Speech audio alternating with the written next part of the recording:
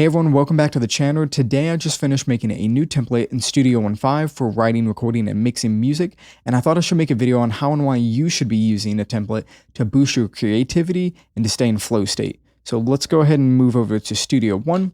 Here I made a little template with drums, bass, guitars, and vocals. I have folders for them all, and I have my mixing console all set up with the routing. We'll take a look at that in a minute. But really, I wanted to go over why you should be using the template.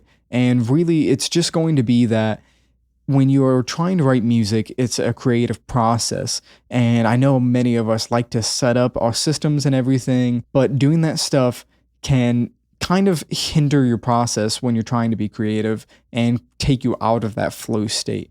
And it's really important when you're trying to do something with any kind of creative field that you can stay in that flow state for as long as possible. And so when you're trying to write music, if you have to stop every few minutes or something to do extra routing or set something up, it would take your brain a minute to get back into that creative process. And that can really add up when you're spending hours on making a song. And yeah, I love to go through my newer DSP plugins and tweak all the settings and make new presets and go through other people's presets, but you end up spending more time doing that than you do making music.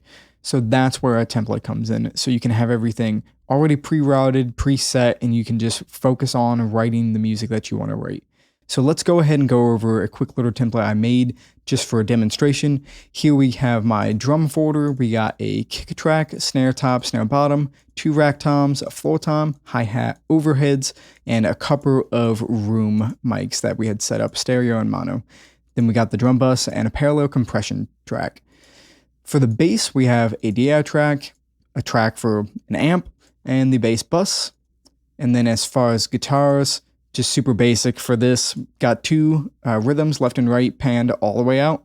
Lead guitar right up the middle, clean guitar right up the middle. And for the vocals, I set up a couple of scream tracks, stereo screams, your main vocals, 2, if you got anything overlapping. The doubles, if you want to go ahead and double stuff up in like the choruses, and some harmonies.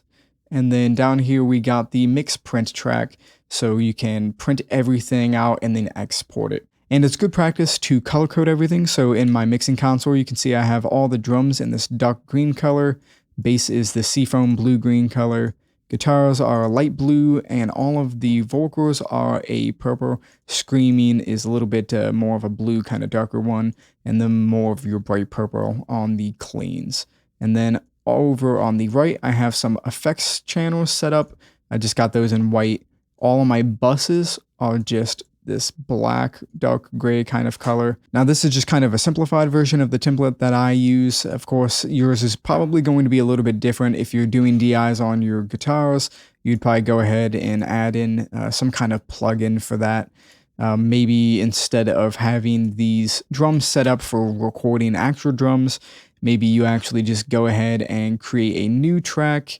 Let's just call it GGD for Get Good Drums that I use. I make it this kind of green color. Load up Contact, and we can just go ahead and pull up the P4 kit, and you can use that. You can use whatever you need. It's going to be different for everybody. And again, this is just an example of a template that you could set up. Once you got everything all figured out, just go to File and Save as Template, name it whatever you need to. So that's how you make a template in Studio 1. I hope that this helps you push your creativity farther and stay in your flow state so you can make music faster and not procrastinate.